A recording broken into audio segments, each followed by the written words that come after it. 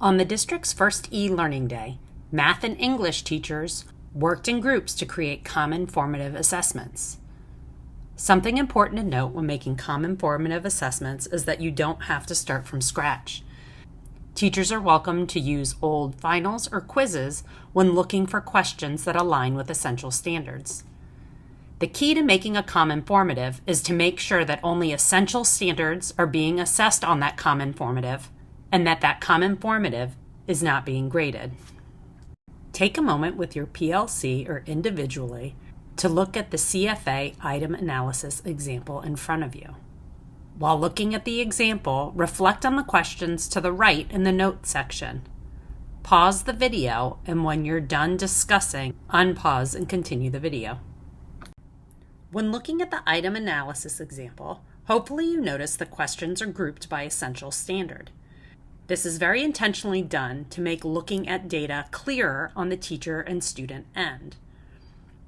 When looking at questions 1 through 3, it's important to note that the easiest question is placed first, and then the depth of knowledge increases as the questions continue on. So question 2 is a little bit harder than question 1.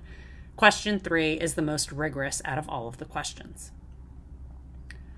When you go to question 4 and 5, you'll notice that is a new standard, standard 1.2. Similarly, question 4, easier than question 5, and then the same trend continues for the next standard, standard 1.7, in questions 6 through 10. When discussing with your PLC, hopefully you came to some agreement about what information you needed per standard.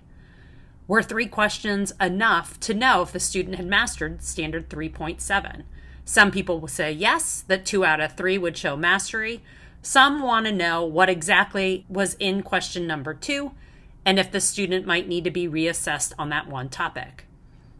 All teachers tend to agree that student has showed mastery in standard 1.2 given they got all questions right. All teachers also tend to agree that student did not show mastery in standard 1.7 given that they only got 1 out of 5 questions correct. Take a moment now with your PLC or individually to analyze the rest of this item analysis.